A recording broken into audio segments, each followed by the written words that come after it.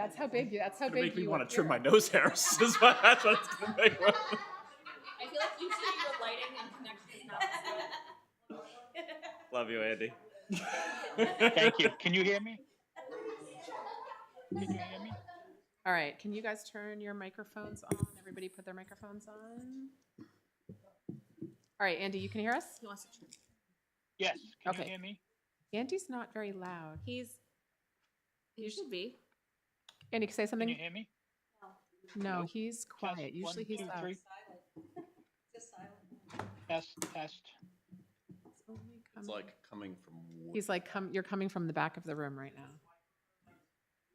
I don't. Yeah, know. you guys can hear. Can you hear him? Well, Test 1, 2, 3. Test. Yeah. Okay, that's Hello? better. Yeah, you Hello? should hear it up here too. All right, Oh yeah, probably. is it coming through the TV? I don't know. Why is We'll the try remote that. in your bag and not here? Because we have 2 remotes and everyone's missing. No. Okay, Andy, do another test. Speak. Test 1, 2, 3. Test. Still coming back there, but Hello? okay, good enough. All right, it is 6:01. We'll call the meeting to order. We'll start with the pledge as usual. I pledge allegiance to the flag Agents. United States of America, and to the republic for which it stands, one nation, under God, indivisible, with liberty and justice for all. All right, good evening, everybody. Happy July, and happy July 4th in advance. We will start as usual by reviewing and signing payroll and accounts payable. For the period ending 6/29/24, we had payroll in the amount of $42,732.10. We had accounts payable in the amount of $92,588.36. We did not have any automatic payments to schools or New Hampshire retirement.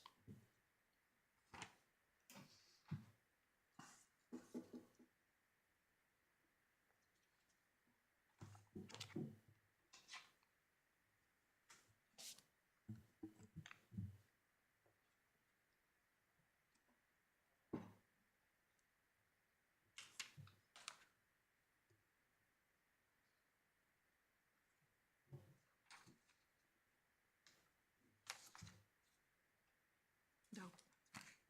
You get that. Or you get this one. Yep. You all set? You got your rec checks? All right, thank you. Have a nice evening. Happy 4th. You too.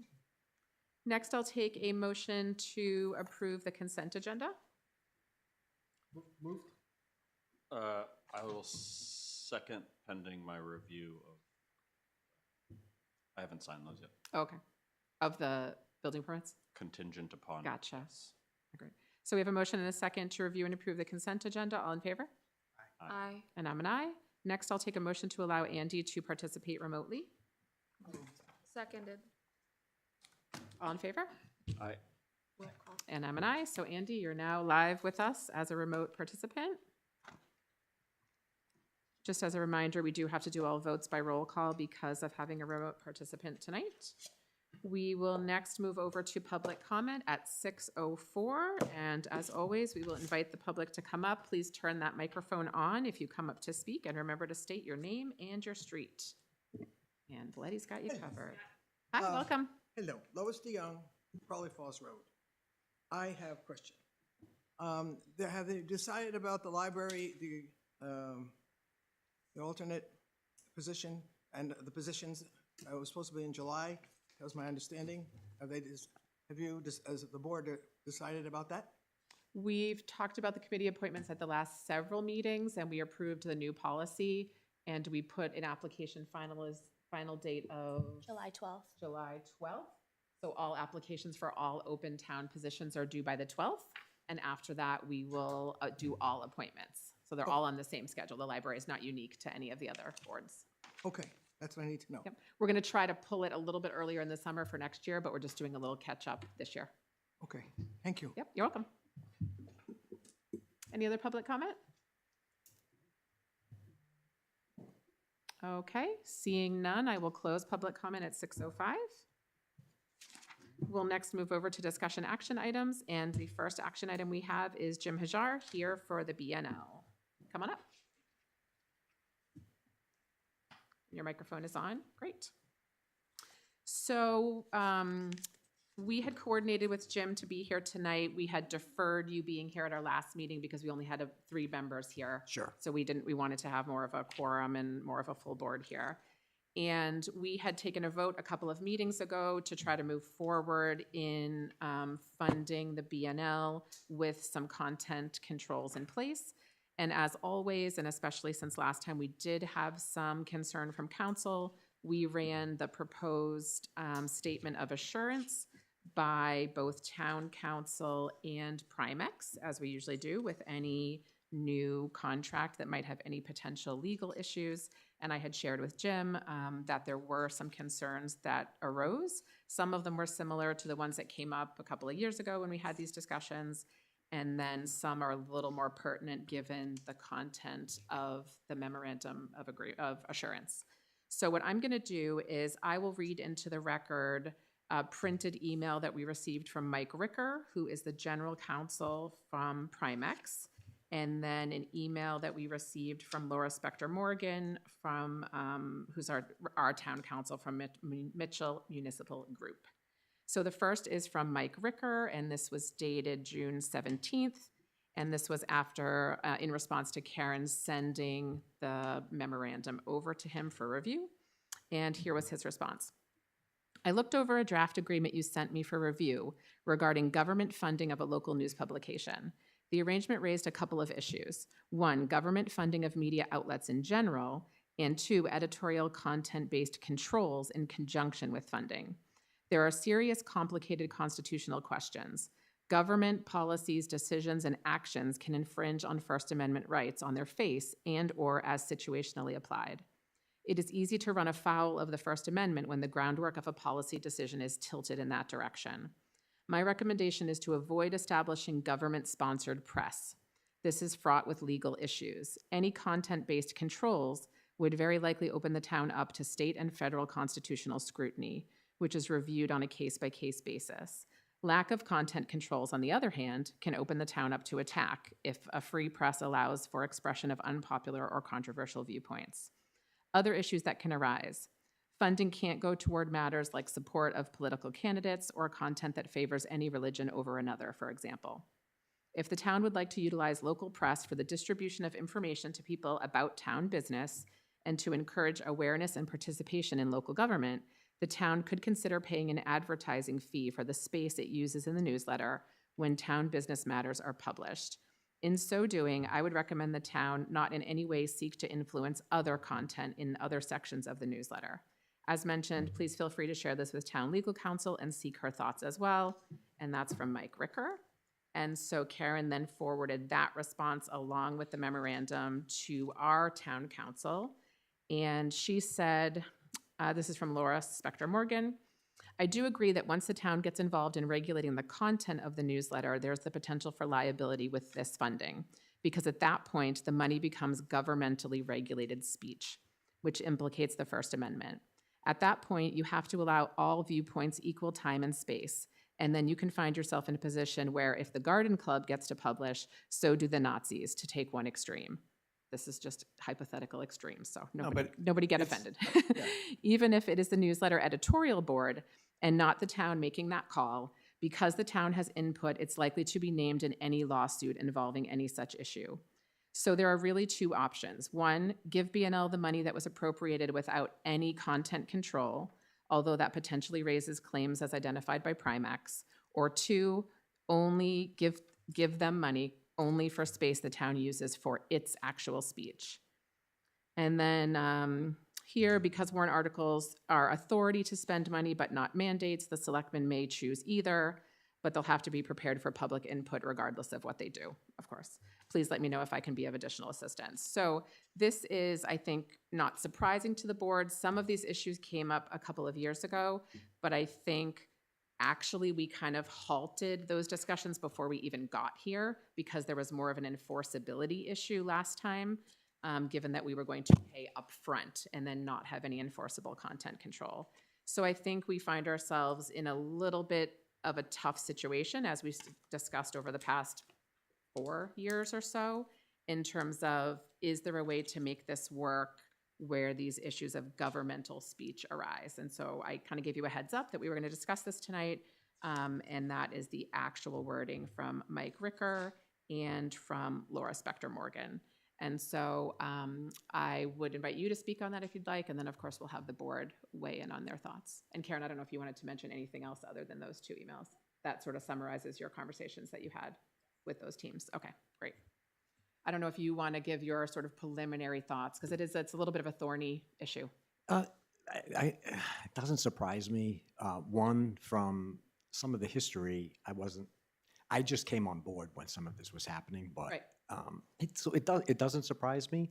And I think I even mentioned on the 21st that is why the board called it a statement of assurance versus I think MOA or MOU, because we weren't sure whether the town could sign something like this, right? But as you go through this, we feel very comfortable that this is our statement of assurance to the community of Brentwood, that this is what the content will be. And most of this whole thing, this whole document, really sets the standards and the expectations on the Brentwood newsletter. Really, the only part that the town has is about that if we live up to this agreement, that you'll pay us per the warrant. So it doesn't surprise me. It also doesn't surprise me in that in my work life, being an engineer and trying to do contracts with between Lucent at the time or Quadrant with suppliers, legal people tend to be like, well, no, you can't do that. You can't do this. Can't. Then we okay, this is what we need to do. Tell us how to do it, type thing. So it doesn't surprise me. But I do believe that and a little of this came up last time too about town regulation of content, that it's probably better that you don't do it. So this whole section A where it all talks about the content, stay away from that. But not only are we making a commitment to you, we've made this commitment to the committee. It's on our website now. I mean, this is This public. wording is? This basically, I changed it took out Town of Brentwood and put Community of Brentwood, and made it just says this is our commitment to you. And so really, we've been doing this for over a year now. We will continue to do it. And so we made it public that this is what we are going to do. And maybe that leaves it up to us just to, okay, how do we make it so that if we live by this, that the community gets what they want, we all get what we want, a newsletter that works for the entire community. Okay, thanks. You're welcome. Board member thoughts, questions, comments about this? Paul? Yeah, so this is a pretty significant issue in terms of First Amendment constitutional law. And I'll be, my concern, and honestly, is that, to the extent that we're relying on emails, which appear to be more off-the-cuff opinions from council, that gives me cause for concern, because at least in my field, I'm used to dealing with legal memoranda that will have authority, that will set forth what what the law is, and I don't really see that in these emails. I understand there are some off-the-cuff opinions, and my off-the-cuff opinion would be to the contrary, which is that the agreement doesn't have the town regulating content of the newsletter, because this is content that the newsletter has voluntarily and on their own volition has agreed to conform with. So I don't see it that way, but I'll be perfectly honest with you. I haven't spent the time doing the research and putting forward a legal memoranda on the issue, nor do I see that council have either. I understand that this is something that council can have different opinions on off the cuff. So I certainly respect Laura, and I don't know Mike, but give him the benefit. I understand it's something that council can have different viewpoints on.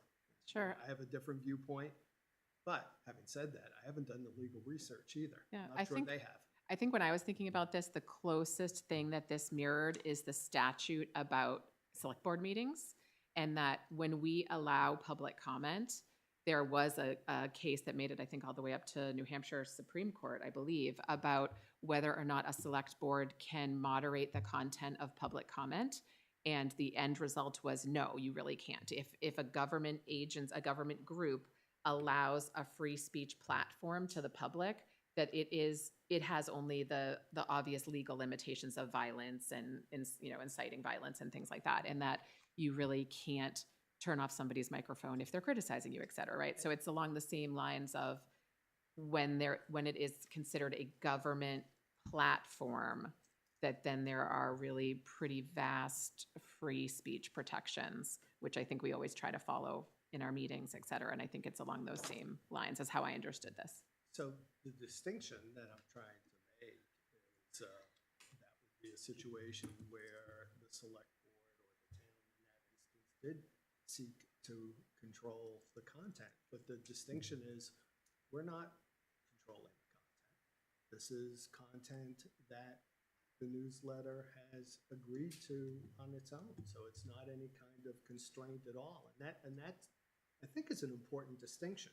Is there? Yeah, I hear what you're saying. Yeah. But it's sort of, this document had a place for one of us to sign, True. which would be different, right? Then it would be us agreeing that these are contingencies that we expect before funding. So maybe that's the difference that you're highlighting, is whether you sign the document or I not. mean, but if we're saying to them, we're gonna pay you only under these circumstances, then that is Right. restricting what they can do. Right. Well, in again, section B with the inputting the liaison, that's a whole nother layer Right. of That's a input and whole content separate. control. Which I guess I didn't mention, but that both Primex and Town Council had said that any kind of liaison, any kind of putting Brentwood newsletter happenings into our minutes would make this a lot murkier and would basically support that it is government-funded speech, so that we need to have a very clear delineation between the two groups if we move forward. And again, I don't view it that way. My view is that, a liaison is merely someone who is, mediating, an issue that may arise. That doesn't, to me, that doesn't, to me, smack of content control. I think if that liaison was a town employee or a town elected official, that was the concern. If there's a community liaison that works with the BNL, that has nothing to do with the town, that would be different. But I think the initial suggestion was that it was somebody like the town moderator or somebody with a town position, and then that's overlap there between the town and the BNL. Well, then the distinction there is then you have, it's between a private forum, which is the newsletter, and then when you input the town liaison, which is a town official, it creates a public forum. Right.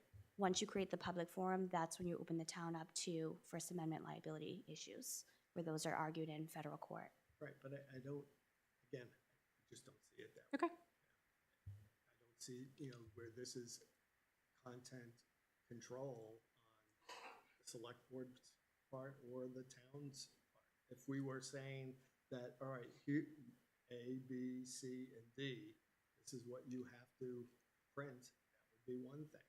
But I don't, that's not what this agreement provides. It provides for the newsletter to do that on their own volition. So, has there been research, done on the issue? I don't think so. I know I haven't at the time. Well, I think that's what we rely on town council and And I Primex for. understand that, but my sense is that and that's my point. These are emails that are sort of off-the-cuff opinions. You can speak to, 20 different lawyers. And, there might be different off-the-cuff opinions. Perhaps. These are the ones we have that we employ, that we pay. I understand. Well, and I spent about 4 hours on the phone with Mike Ricker. And in between all of the phone calls, he was doing research and looking at case law. Okay. Other board member comments? So now that we have this email from our insurance company saying that they don't suggest we do this, if we do this, are we then just like, something happens, will they no longer cover us, or what does that mean? They wouldn't drop our coverage. I mean, that's up to the town and the select board to decide. Their advice is not to sign the agreement. If the newsletter wants to agree to these terms on their own, outside of you signing an agreement, it's up to the town what you want to do with the funding. If you want to tie the funding towards something, then their Options. option would be to tie it towards paying for the actual space that you are using to print. That is the alternative that Primex and Town Council think that would be most agreeable and most risk adverse. Okay. Because that removes the content control and that also removes the public forum. But it still provides the ability for the town to publish content in the newsletter. Does it and to provide some change, funding.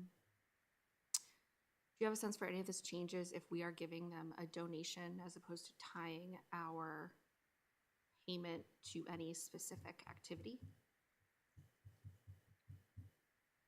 Like, if they're a nonprofit, they could in theory go through the regional associations committee, and then it would be like every other committee or every other association that applies, that they, they make their case, the committee looks at it. I think that actually decides. came up at town meeting. Did it? I feel like somebody had raised that as another option to do it, like a donation. I mean, because that would be similar to this, right? Because I don't know how you do. Would you actually like calculate like how long the library's spiel is this month and just pay based on that? How would that work for ad space? I guess that would be up to the BNL to provide how that cost structure would work or not work. Right, I mean, the concept is similar to when we publish a legal notice in the Union Leader. We send them a proof and say, I want to print this. But- They come back and say, oh, that's 2 inches of space, that costs this much money. I don't know that they want It's to just dive that into that much. the newsletter is for the community, the whole town. So Sure. if you look at the issues, it's all related to the town of Brentwood. So, and I'm trying to also understand how the warrant article ties into this. I mean, and warrant I understand. article So just you don't want authorizes the to. funding. It's no problem. If you can't sign this document, like I said, because almost the entire document was showing you this is what we do, and this is what we will continue to do going forward to keep the trust with not only this board but with the entire community. Something that we had heard loud and clear that it was a problem. And I think, it's been at least 18 months since we've been kind of doing this. I just, again, in terms of a liaison and having that, if there ever was a complaint and that could not be resolved between the Brentwood newsletter and an individual, I wanted to make it public. And I don't see the problem in me giving with my invoice quarterly a report to this board with that invoice that says there were no complaints this month, this quarter, or there was one complaint and this is what the mediator, the resolution was.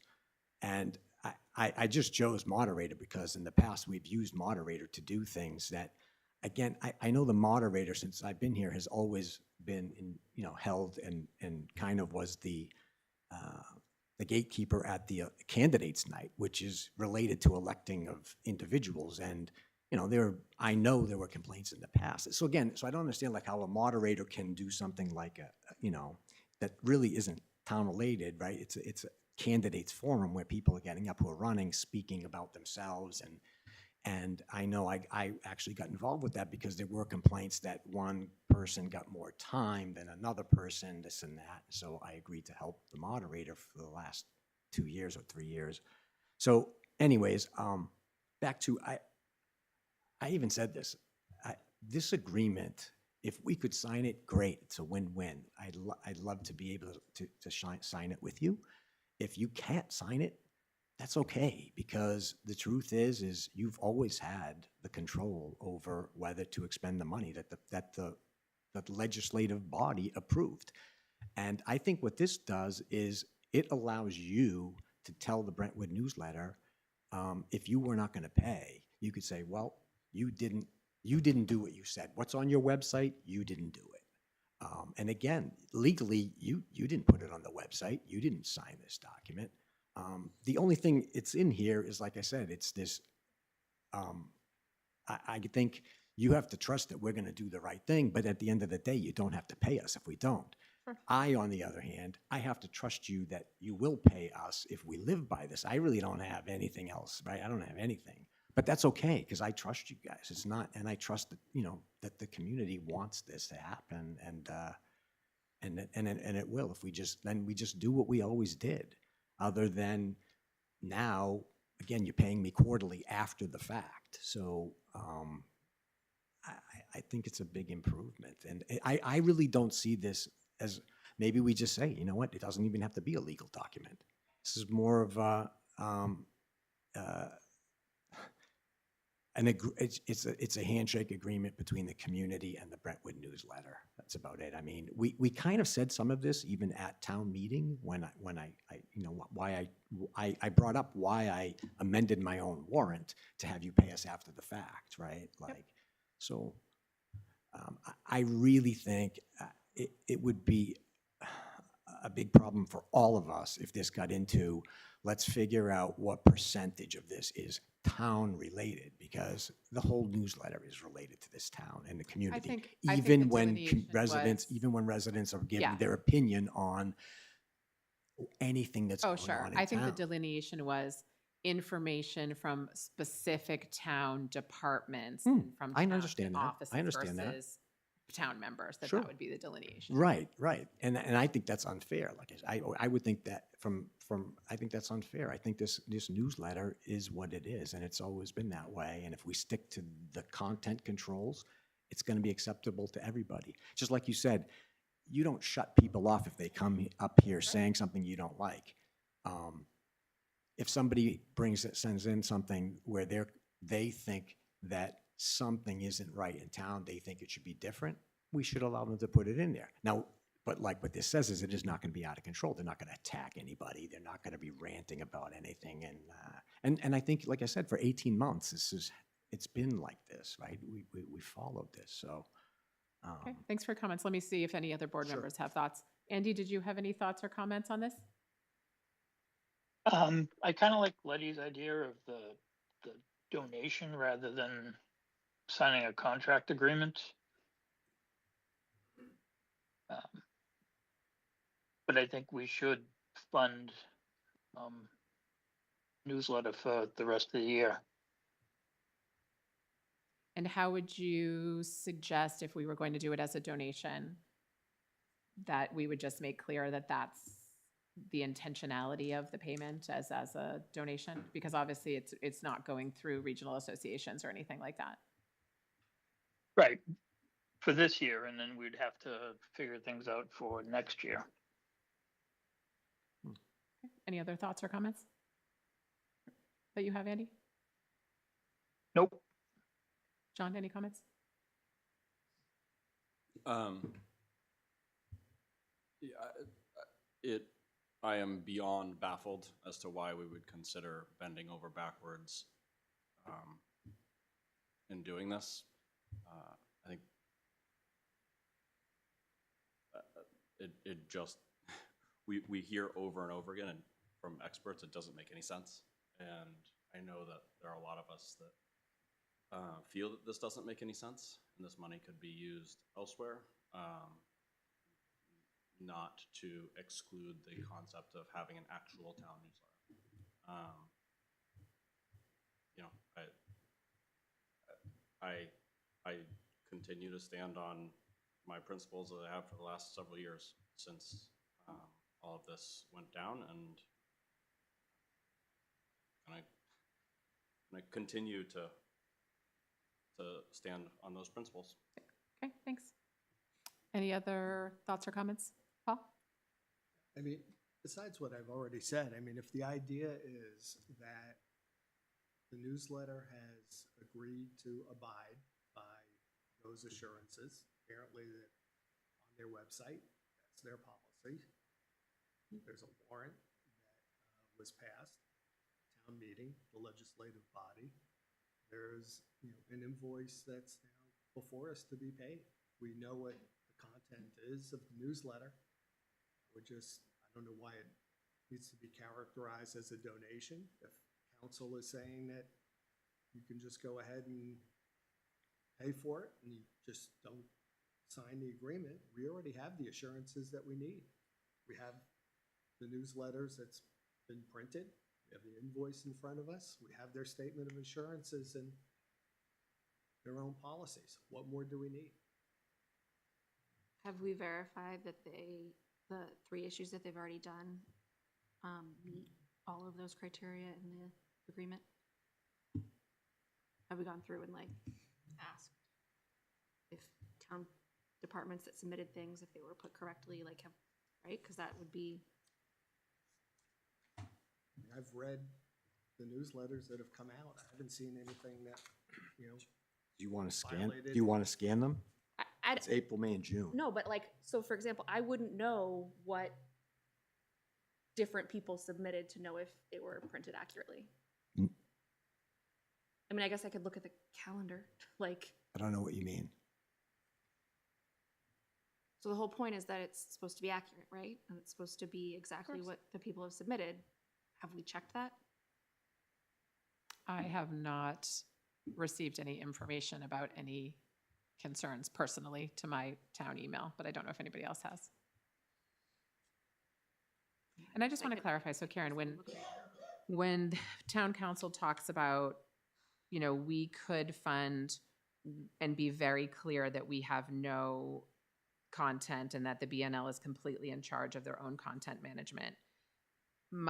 I guess what I'm trying to figure out is, do you feel that that clears us of all the First Amendment issues, or potentially not, given that we are essentially funding this private newsletter? Could we make the case that it remains private speech because it is completely controlled by their board? And do you think that's enough of a delineation between public speech and private speech if we don't sign anything and we just say to them, hey, you're a private organization, we're going to help you out financially, but you have to self-run and self-govern? In your conversations with Mike, was that sufficient protection from First Amendment issues? I mean, I think there's always the risk that you could get named in a lawsuit regardless. Sure, of course. But I think that would be a step to limit your liability. Okay. But there has to be a very clear line, right? So when Right. residents, if something is printed that is offensive to somebody and they come to a board meeting and they want to express that in public comment, the board can't They have to opine go either back way. to the BNL, not to Right? us. But you can't squash that speech in public comment because that's a First Amendment violation on its own, Sure. separate from this. And I wanna be clear, like, I've been sitting here for 4 years, right? And It just keeps going round and round. it has, like, we've gotten assurances before. We've gotten it in writing before. It's happened over and over and over and over again. And we all, like, we just have to have the courage to say, enough. That's where we are again. So that's what I'm hoping happens. I think we also have to have the courage to say that we're going to support what happens at town meeting, and that the statement of assurances that are part of a newsletter that the community wants. I understand they may not be unanimous, but by a majority, I think we should have the courage as a board to support that. Other board comments?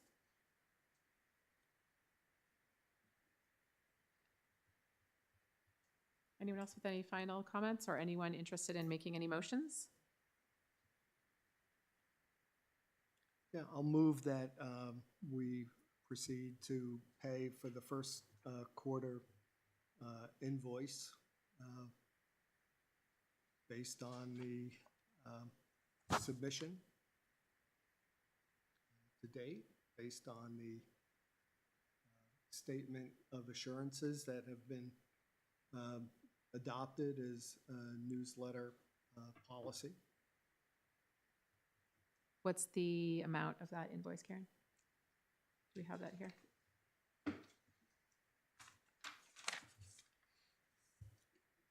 $4,704.55.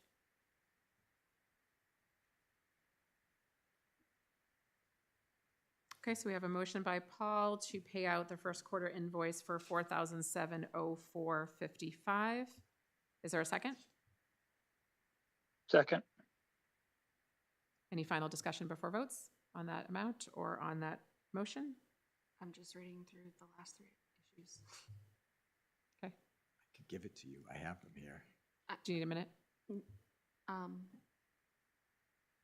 No. Okay, we have a motion and a second on the table. We'll take a roll call vote. Andy? Aye. John? No. Paul? Aye. Letty? No. I think this is a tough one.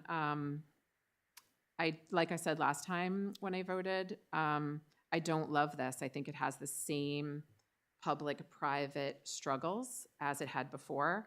I am going to vote yes tonight, and the reason I'm going to vote yes is because this is quarterly, and if things do not work out, I'm never voting yes again, and I think you can understand that. Of course. And so we will readdress this quarterly and Absolutely. see how things go. And if it doesn't go well, then we are not going to pay. in I the am future. nervous that sounds to me like contact control. Like it makes me, I'm just, I think what it is do we want to continue to support this private organization in their mission? And if we feel that we don't want to do that, then we don't have to pay. But we are not in direct control of that content. So I'm willing to give it a try, and I really, really, really hope it works out. And I would love to never have to talk about this again. We're both on the exact same page there. Okay. We really are. You better pull it through for us, Jim. We definitely will. And it'll just be, it'll be October, I think, when the next quarter, and we can talk about how you want to do that. Whether, if there's no issues, I'll just submit the And invoice. If you want me to be here. And just to when I be submit- clear, Jim, that if you have published this assurance, Yes. anything that references the town or reviewing things with the town or Right. using a town employee as a liaison, all of that should be stricken to make it very clear that you are a private publication. that is not I'll government find someone in town who can act as a mediator if there's ever a complaint. Yep, that's up to you and Again, your board. I think this is really rare that this will happen, but I want there be a way that I can submit to with the invoice so that you have an assurance that I'm not aware of any complaints. Okay. All right. Thank you Well, so We'll much. see how it goes. Thank you for coming here tonight. All right, next on discussion action items, we have Chief Ventura to talk about shift differential. We did talk about this at our last meeting and then decided to continue it to this meeting so that we had all members present, including Andy and Paul. Welcome back. Oh, you have no neck brace on tonight. It's downstairs, but yeah. Okay, wonderful. I figured I didn't have a lot on the agenda. It shouldn't be too stressful. Chief, can you remind the board and update the board members who weren't present what this topic is about? Yes. What I'm trying to do right now, we have a shift differential for second and third shift. Begins at 3 o'clock is the second shift, and then 11 o'clock is the third shift differential. The payroll system that we have, at least downstairs, is very, very convoluted and complicated, I think. Because you have so many columns for when the folks work.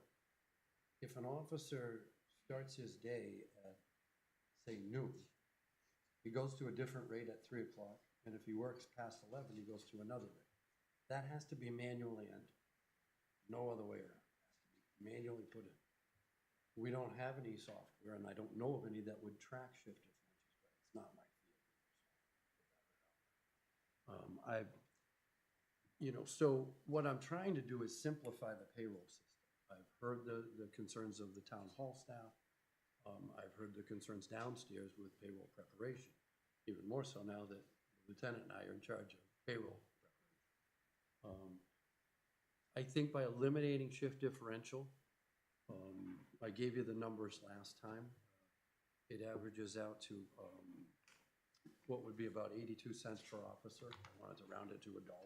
I have it in my budget. It's not a budgetary concern.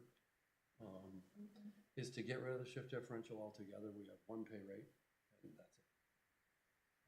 Because right now, if you, let's just say we did a time sheet. You have a time sheet? We're in our pack, two in our Yeah, we have two in our packet. All right. Can I get your copy, Karen, so I can reference this? So if you look at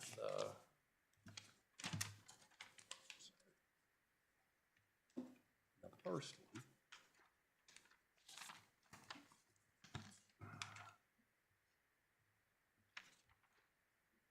so you see all these crossouts? That's what the staff upstairs has to do to adjust this afterwards, because everything is based on, especially with all the officers that are hired now and anybody after 2011, you have to pay them on base first, because they can't use their overtime and details towards their retirement. So we have to know in our payroll where the 40 hours is if they have the 40. And then anything over that has to be denoted as, is it a shift differential? Is it overtime? And now the new overtime rate is their time and a half rate, over that. It's a lot of work. It's a lot of work both downstairs and upstairs. I've never seen a timesheet this complicated. It's always been detail or hourly work, and that's what you want. And the way I avoided it in other places was to up the pay to accommodate for a shift differential, or what would have been a shift. It's just a simplified way of doing payroll so that it's not confusing. We tried to limit the amount of detail rates we had, again, for payroll. Because think about it, the guys are tasked with filling out their timesheets, but they are filled out by humans, which contain human error, which means at least one person has to correct it. And if there are other corrections that need to be made for reporting to New Hampshire Retirement System, we don't even know about those until they make them, and sometimes have to send them back downstairs for officers to sign corrected timesheets. So I'm just here to try to simplify things for folks downstairs and upstairs. That's the only goal here. There's no net loss to the town. There's no, there's probably a gain in terms of efficiency between town hall and PD in terms of how quickly payroll gets done. On average, just downstairs, it takes probably an hour to do payroll. And that's just for 10 full-timers and 2 part-timers, because they've got to compare it to the schedule too, on the app that we have. Because if somebody makes a mistake on their entry for their time, the first thing that the admin assistant downstairs does is they look at the when to work app that we have, and if those don't match, then we got phone calls, we got, and some of those mistakes won't be avoided even by streamlining things. But you got to think that the mistakes would be streamlined and almost eliminated. That's my pitch. And quick question, like the second one here that has a bunch of crossouts and corrections. Yep. Are these to fix human error, or are these? I'll let Karen explain These that. are payroll massaging that you have to do. This is payroll. Okay. So this is one of the more complicated timesheets that we received this week. Yep. So each shift is 10 hours, and Yep. so I'm No, looking the at the second last one. page in your packet. The one that has like several crossouts This on it. one. Okay, thanks. So each shift is 10 hours, Yep. and so that crosses over all 3 shifts. Okay. So we have to check the punches, and then we have to verify whether those punches fall under first, second, or third shift to make sure that they've allocated their hours worked in the appropriate column. Yep. When you get to the bottom, the top column where it says 24 and a half, 11, 4 and a half, 4, 1.75, those are actual hours worked. So we put that on a separate website so that we can calculate their weighted average, because we need to take their weighted average to find their overtime rate, because their time and a half rate needs to account for the shift differential. How do you Once- decide how do you decide where, so like 11 change to 10.5 for second shift? How do you decide where you take things out to make those? So that's the next step. So we figure out what their overtime rate is, their weighted average, their overtime rate, their time and a half rate, right? We take the hours that are over 40 and we put those in hours over base. And then the hours that the first 40 hours that they physically worked is the hours that are put here in that second column, the 24 and a half, the 10 and a half, the 3. Like literally the first 40 So of the week? literally the first 40 of the week. So he has 5.75 hours over base. So then we back out the last 5.5 hours, the last 5.75 hours that he worked. So it was these 2 hours, this 1.75, this 1.5, and then another half hour here. Oh, that's what the crossouts are. So that's what all the crossouts are, so that we can enter them under the earning codes for first shift, second shift, third shift, and then hours over base and payroll. Why are we not having a computer do all of this? A computer doesn't do all of this because if you have the punches, It 100% can. not the software that we have currently available to us, no, it does not. And even the upgrade software that they have available to us, if we want to upgrade, it will calculate, you can punch them in and you can punch them out, and it will input it into the payroll system. But then we need to manually manipulate each day to show each shift differential. Because we can't expect an officer that comes in at 6 a.m. to punch out at 6:59, punch back in at 7, punch out at 2:59, punch in at 3. But We can't how are expect them to those do two that. programs speaking each other? Because if they're exporting data from one to another, you should be able to. But it's not automatically going to calculate when the shift differentials happen and what shift is tied to which earning code. So we'd have to manually manipulate all of that data, and then you cannot change a timesheet without the employee's consent. So we would have to get all of this, we'd have to get the employee to submit the data, we'd have to get the department head to sign off on it, they would submit it to Jillian, she would input the data, she would manipulate everything that she would need to. This is where I'm trying to understand. All of this can be done by a computer, and I'm trying to understand if it's the system we have and we just need to update, which I know we've been talking about for a while, or if this is just how we've always done it. And even updating the software will not account for shift differential. It will not allocate for when they're working a patrol shift versus an admin shift versus details. Those are all things that we would have to manipulate manually. And we can't do that without the employee's consent.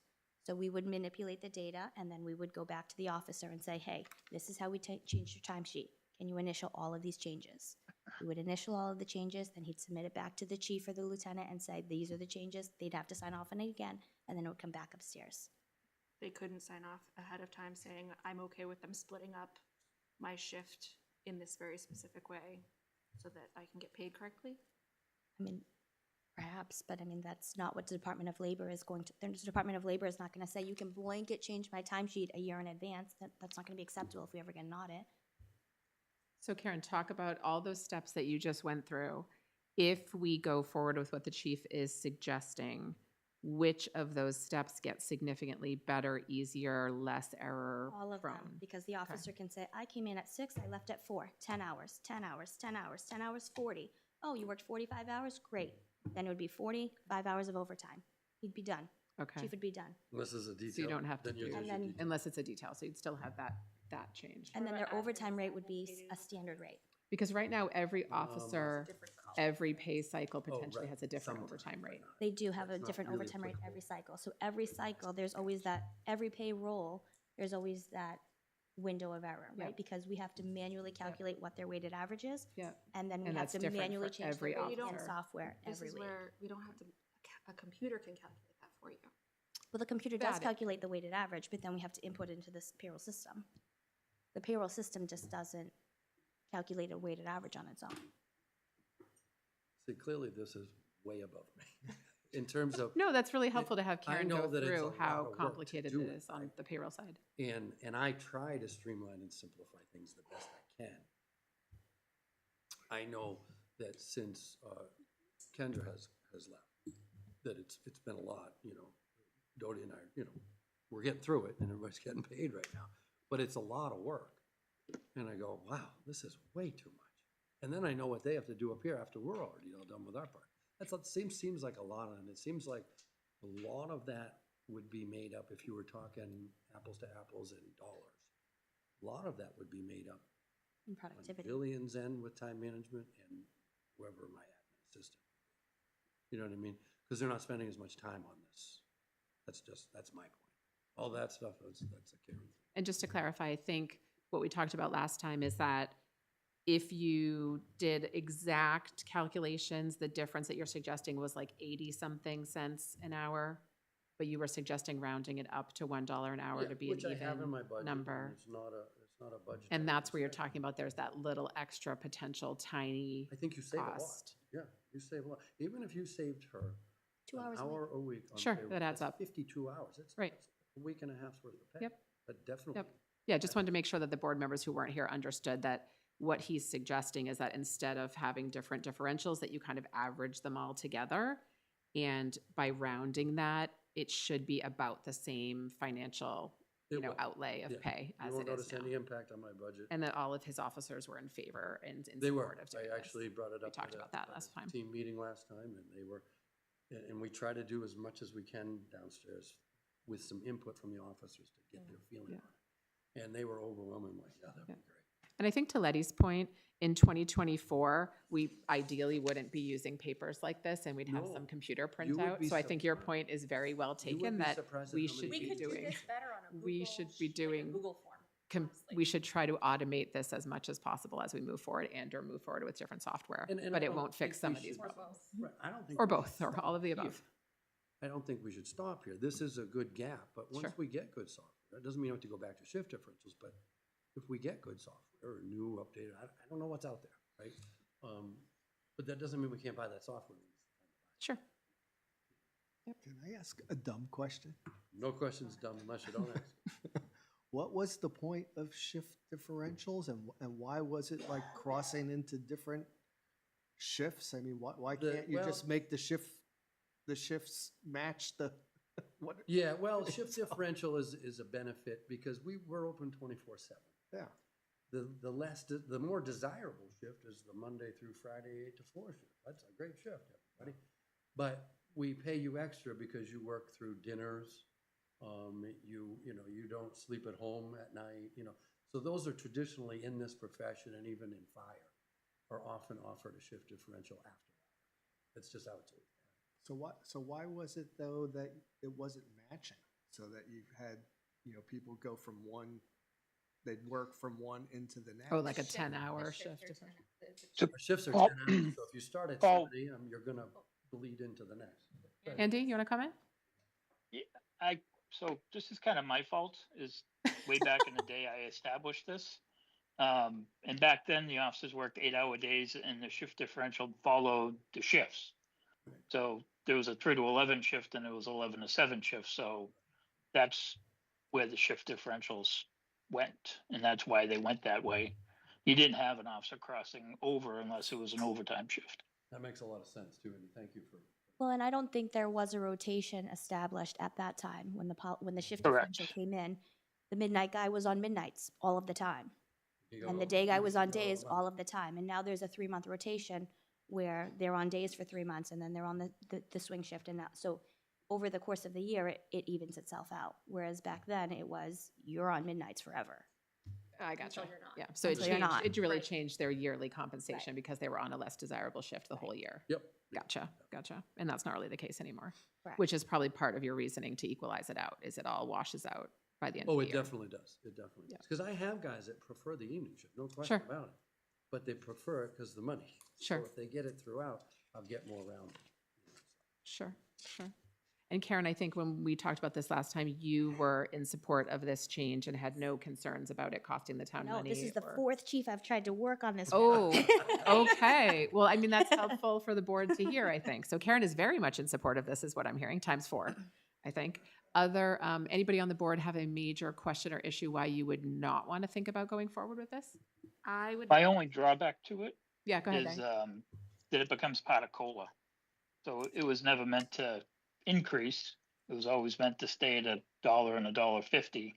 If you add it to their pay, then it gets calculated on the COLA every year. So it technically keeps increasing. I'm trying to think because it was a static benefit. It didn't go Right. up over time. I hear what you're saying. Okay. But it's like a relatively small It's 5 portion. cents It's like an a hour, 4% of their pay thereabouts. or something. But yeah, I hear what you're saying. Well, Okay. on the dollar, it would be 3 cents. for the Right. dollar. So, Right, I hear what you're saying. But he's right, it would increase over Yep. time, but exponentially, I don't know that it would make an exponential difference. Right. Andy, is that a reason you would not be in support of it, or you're just pointing that out? I'm just pointing that out. I mean, it makes sense. I've never seen a timesheet as complicated. And These are actually better than I the ones work we had at 2 before. places that do shift differential and neither of them are that bad. So Why didn't the other chiefs feel Good question. good about moving forward with this? Because they didn't have shift rotations, and Oh. so it was seen as a disparity amongst certain officers. That it would be unfair to It the would be ones who unfair. worked more midnights. Right, because why would the day guy get the extra $1 when everybody else is working midnights? Got it. So this is as a result of schedule changes. Correct. And more equity amongst everybody's schedules. Right. And more bodies. And more people. That's what's allowed us to do that. Right. Sure, growth of the Part department. rotation was 6. Sure, sure. Makes sense. Okay. Okay. Any other questions, comments? And we'll look at the software, okay? We'll look at the software, I promise. And they're totally valid points, because if, I mean, this is, we Well, should be able to I'm- get away from I'm wondering if photocopies we could- We can. So I also, I don't know why we're rounding up to $1, because it doesn't matter if it's a round number or not. Sure. So, We don't have to. I I think it was 82 cents, 84 cents. It was something in that realm. It was, yeah. Remember, Chief, the exact number? it That was 82? and then if the COLA stuff is a concern, we could just subtract out 82 cents before we apply COLA to the base rate You could. every year. Right? Would that work, Andy? I It think that would. I mean, at $1, you're adding 3 cents an hour to somebody's pay. I mean, it's not a huge difference over a year. I think that $62. I think the one reason why I might not want to do that is we've really tried as a board to make everything all the same across all departments and very transparent and keep COLA the same for everybody. And I would feel a little bit uncomfortable about sort of, because that would become their base pay and saying, oh, your base pay gets a full COLA, but your base pay gets subtracted. I just think, I don't know, that wouldn't feel awesome to me. I think we just need to decide to do it one way or the other. Does COLA get applied to the base rate, or does it get applied to their final hourly rate? It doesn't apply to like overtime and stuff that they got Yeah, paid. it's It the just same- it's applies just to the their same hourly base rate. rate. Yeah. Yeah. No, because I know that like there was a graph we got, or a chart we got at one point where it's like, this is the base rate, this is if you have this certification or this level, like these are the kind of additions on top of that. Does the COLA apply to the end number or the first one? Whatever their rate that they get paid hourly. So I guess Which the COLA would be includes those applied to their bonuses. base rate, but as far as a budget impact, over in the entire PD budget, it would shake itself out, because these are dollars that the officers would earn regardless throughout the year. Right, just paid differently. It's just paid differently. It's just paid on a Average. more stable rate for them, that's all.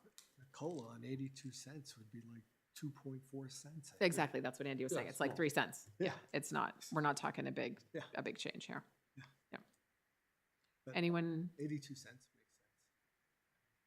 Yeah, I guess, I mean, I think that's a good point, Letty, that there's not The average necessarily wire is- any reason to round, right? Because I don't think it's any of their salary. They're not- they're not round numbers. Already round numbers. Probably not. Most of them have, they're not whole dollar values, most of them, right? Because of percentages and stuff. It's, Maybe, I'm not, I don't know all of their rates off the top of my head. anyone interested in further conversation or making any motions? I'll move to, that it be unified as a single rate with the 82 cents. So we have a motion to accept the chief's proposal, but to make the increase and average out to the 82 cents per hour. Second. There's a second. We'll take a roll call vote. Andy? Aye. John? Aye. Paul? Letty? And I abstain. Okay, and I'm an aye, so we will move forward with that. I'm not gonna vote. And Karen, you can let us know know after what- 4 you chiefs know- if it's been a lot better and easier. And I do really appreciate Chief Ventura helping us grow the department and also helping to make it more equitable for our officers. I think that's also a safety issue to not have people on nights all the time, so And it's a thank good you thing your for the community. consideration In this, putting some thought into it. Thank you. Thank you very much. Next, we have Mohawk Lane.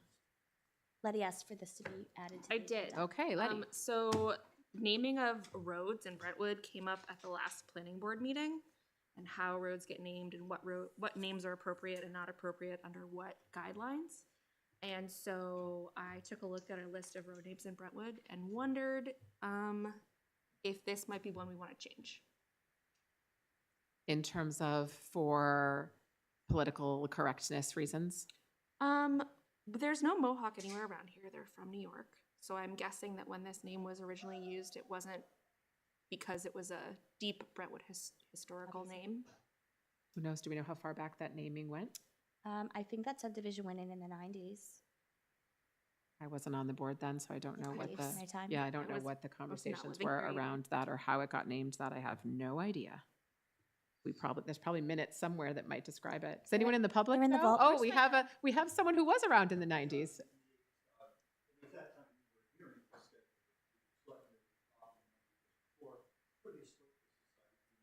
Right.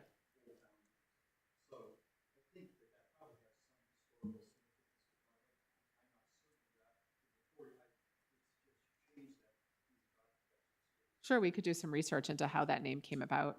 I Okay. think that's as good an idea It as wasn't on any. the list that we got the other day, so I didn't. I think that list maybe has been updated over time. Okay. Was the sense that I got, because like some new names were added for people that had passed away and things like that.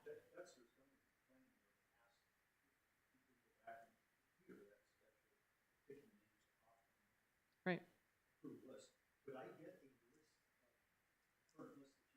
I sent it to Kristen last week when you asked for it. Yeah, we were given one, the last sent time it. we named roads, we were given one from the Historical I Society. can forward it to you directly if you want. Okay. So it sounds like maybe going back and looking and seeing if we can locate some more historical information about how that name came about. Mm-hmm. That be satisfactory? I mean, yeah, it feels like the kind of name that isn't tied to Brentwood in like maybe kind of a derogatory way. And It's, so maybe we yeah, I should mean, it's hard to consider- know without knowing why it was picked, right? Okay. Do we have any input from people who live on Mohawk on this? Oh. Oh, I think that's, I think, a board member wants to look into it. We'll look into it. It came up. We'll at find out the planning board history. meeting that Okay. some people were unhappy about that way some roads are being named. Okay. And so I looked at a list of all the road names to see like, well, what's been done in the past, and this one caught my eye. Okay. We will look into it and see what information we can find out. Okay, thank you. Anything else about that? Nope. Okay. That is our last discussion action item. We'll move on to regular business, and we will start with Karen. What do you have for us tonight? talk about the road? Oh, not particularly, but sure. All right, so we had a little situation develop that came up as a surprise to us last week. The road, as everyone knows, has been constructed over at the rec, the one that we did for the safety reasons. If you haven't seen it, you should. It is 20-foot wide, great for connecting the parking lots, and keeps cars out of the normal path of walking. Downside, we had agreed to, what was the original? 83,000. We had agreed to put 83,000 into the road. We there was a discussion apparently during the road construction with Kip that led to us to the town. Mike Sanborn had told us that there was going to be extra costs because of drainage and fill and extra stone to take care of water runoff issues that could arise as a result of the road going in, and Kip agreed to that. Also hit ledge during the construction. And they also hit Right, I remember hearing some that. ledge. So I did not know that this was coming until late last week. However, we received an invoice for $11,900 over the 83, so a total of 94,900. And that's for the ledge and the rocks And the culvert. It's the for the drainage. extra. Was there an it's the extra additional culvert put drainage in that we weren't and anticipating? culvert. There was, so at Oh, the okay. main entranceway that goes along the existing driveway, Yep. they had to put in a big culvert there, and then along the way, as you led up the new roadway. And we weren't anticipating putting that second one. Right, so Okay. it was an additional culvert that required some additional grading and some more material to be brought in Okay. order to create the proper grade. And we weren't expecting it because we didn't know that there was going to be water there. Not to or- that extent. Okay. Okay, so- And then plus, when he got up a little farther up around the bend, that's where he hit the ledge. Okay. So we didn't know until you. So good news is we did the road, we did it well, and it is, I'm glad that this was brought to us, although in the future, I would hope that we would have approval authority or awareness of this kind of thing happening before, Sure, you always The want to know bill. your costs before you spend them. before the think bill Before you see the lands bill on on our your desk. desk. Yes, Yes. I understand that would be point. that would be appreciated going forward. But anyway, it's done well. We didn't have an overage built into that cost, so I would like to, is there a possibility of us using any sort of impact fees? No, because highway and infrastructure does not have an impact fee account. Oh, right. Right. Yep. So We paid for the bulk of that 83K out ARPA. of unspent highway. It was Funds. an Oh, it encumbrance, was yes. ARPA. We and- encumbered. I don't think did we use any ARPA for that 83? We didn't, when the original request was made, John had. Yep. the Because we request was had all an encumbrance. from and last then year, yeah. It was expressed that if there was an overrun, that perhaps that could come from ARPA. Right, okay. So we were able to cover that with our, I think because we had a light snow year, we had some extra highway money that we were able to use From, for that that. was from 23. We've also had very light snow Prior this year. year So far. so far. So I think one of the things that I'm hoping that we can consider is to, again, go to put this under the highway budget, recognizing that if we need to supplement that toward the end of the year, we can. Do we know how our highway budget is looking right now relative to being July 1st? Pretty healthy. Pretty good. Do we have a 12,000 plus wiggle room in there at this point? That I'm not sure, because I'm not sure what Wayne already has earmarked towards certain projects. He's gonna start paving this week. Okay. He's doing the work on PBD Drive. I think that's what he started yesterday. Okay. The total is 11.9, right, Letty? Yeah. Yes. Okay. Wayne also absorbed the overrun from his truck, that 15,000, he absorbed that into his budget, as opposed to using Right. the ARPA funds that I had requested for. Oh, Did we? But even with that, he's at a pretty good percentage for this time Yeah. of year. Did we, I forget when we had the discussion about the overage for the vehicle, was that what we actually ended up deciding as a board, was to put that in the budget? no? I had requested it to come out of ARPA, Right. and then the board requested me to go back and speak to Wayne, Right. and he was agreeable to take that To out put in the of his budget, okay, I couldn't remember what our final vote on that had been. I think this is, it's kind of, like a dollar is a dollar thing, in that by the end of 2024, we have to allocate our ARPA. So to John's suggestion, if we do end up putting this in the highway line item for now, and then that line item is looking like it's gonna be significantly overspent, we could always just fill that with ARPA, right? I mean, because ARPA, the current ARPA regulations allow us to use it for any budgetary item of any line. but I mean, and Letty is looking at the accounts like as we speak. Yeah, it's looking good, right? Mhm. Percentage And wise. we're looking okay. I mean, again, like to Karen's point, this doesn't tell us what's in Wayne's head Sure. or what POs he has outstanding. Sure, or of anything. course. It's kind of forecast out for the rest of the year, but just based on, we're halfway through the year and his percentage is above 50. Great. So am I hearing a motion? John? I'm, as long as everyone's amenable to it and. Any Andy, other you comments from good with Paul, that? Andy? Sure. I mean, we voted on a road. Yeah. Stuff happens. I believe, Mike Sanborn did a good job. I've been Yeah, driving on looks that great. road, going up to the fields. Yeah. It's a big improvement. Andy, any It's comments? a bill that we got to pay. Yep. My only comment would be that you should talk to Wayne before we just take money out of his budget. This wasn't a Wayne project. This was a rec project. Yep. It's not necessarily a road. It's a driveway access at the rec. It was so more of I a, just, more of a public safety thing, though. It wasn't really a wreck. no, I agree with the project. I just don't agree with randomly taking $8,000 out of Wayne's budget without saying, hey, can you do this? Sure. I mean, we're not really taking it out of his budget in that if his budget's $11,000 short at the end of the year, we're gonna know why. Right. Right. Has anybody spoken to Wayne or have any sense of how he would feel about temporarily putting that in his budget and seeing how it plays out? I haven't spoken to Wayne about this specific item, though. Okay. But as we talked about last time, some of our budget lines might be overrun, and if it is, we know why. These are not mysteries if that's what happens, if the lines go over. Okay, so Okay. would you like to make a motion if so?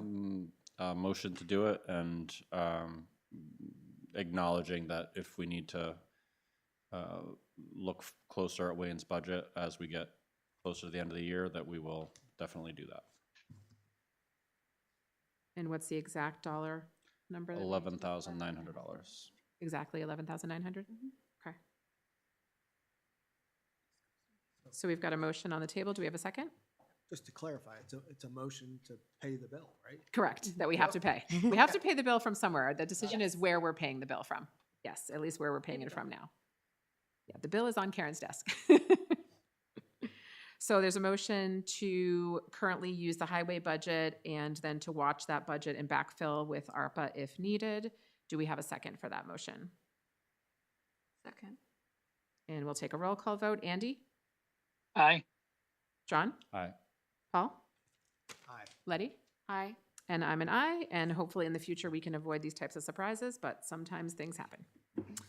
What else do you have for us, Karen? I just have the hawkers and peddlers ordinance that you guys adopted on June 18th. I'm just looking for a signature. So this was the hawkers and peddlers that did not by statute need to go in front of the voters, as the noise one does. And so this board had been in support of putting this in place and had voted so. Do we need to do a repeat vote, or is this just a signing? Nope, just a sign, please. Just a signing.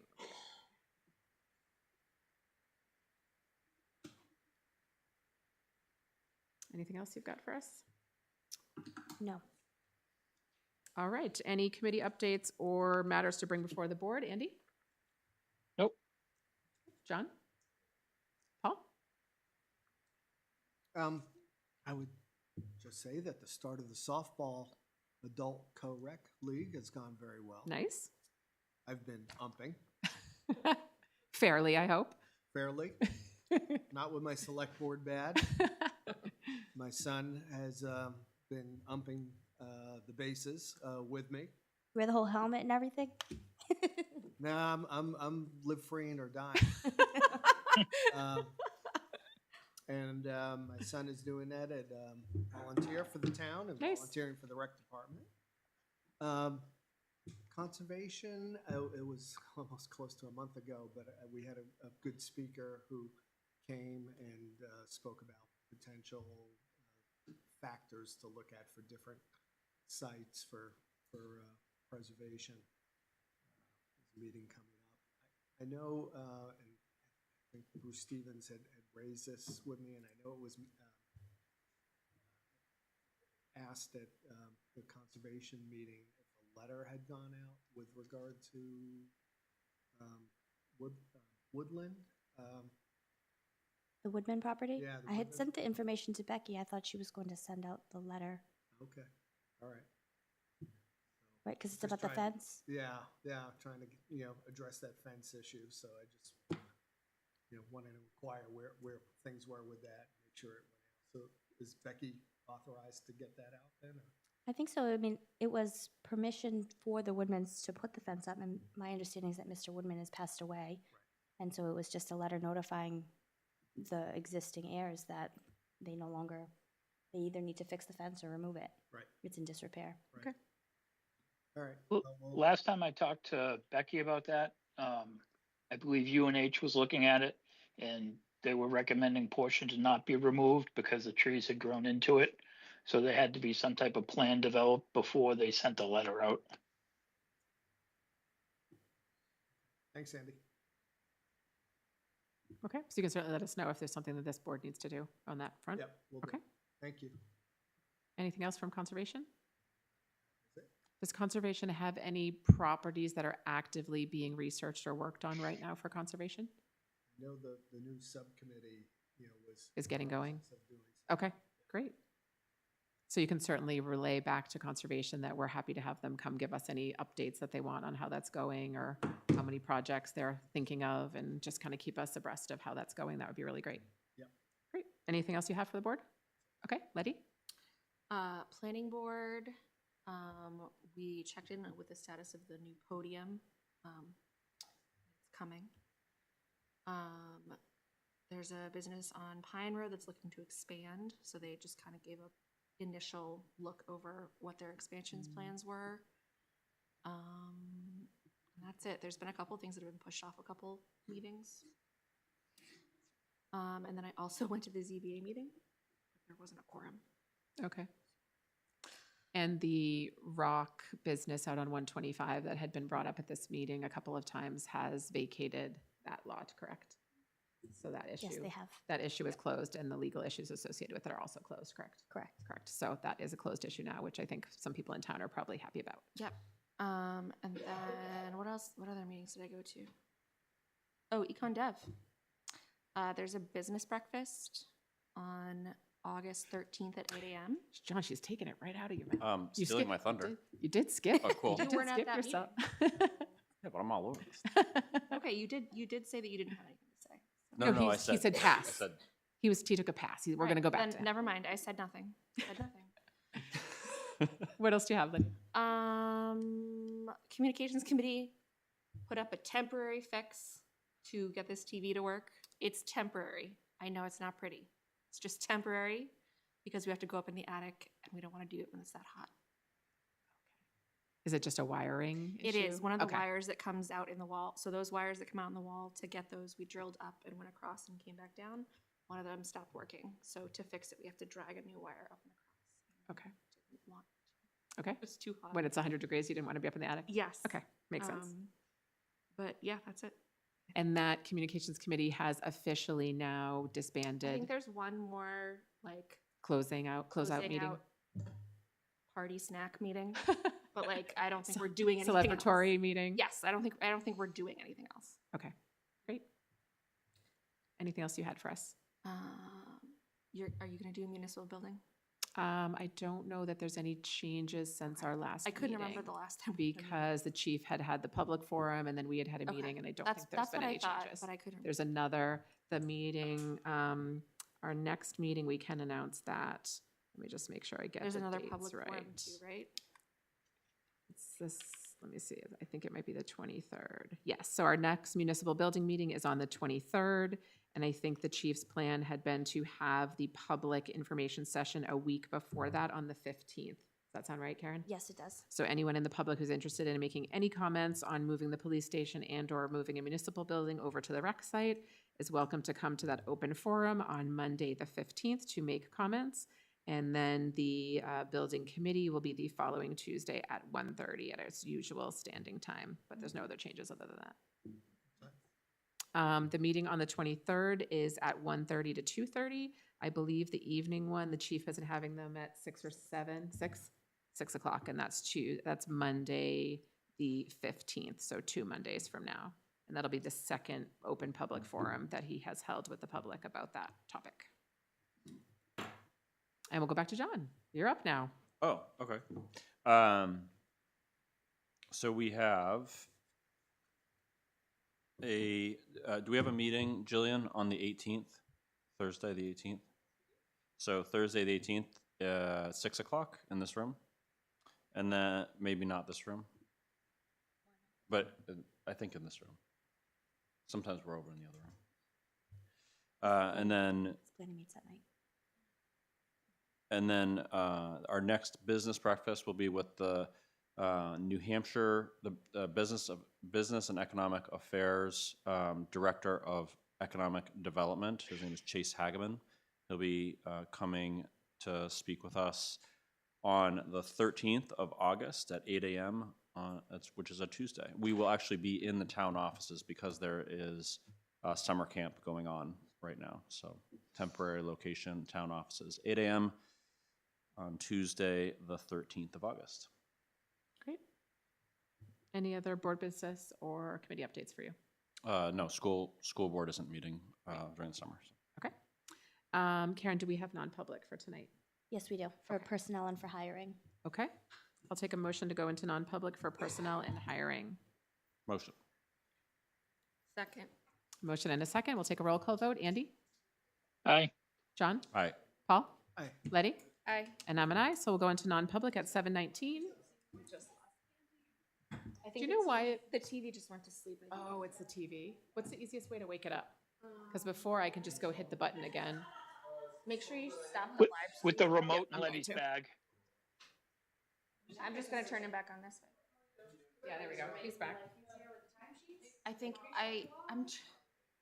Could write a macro in 6 minutes.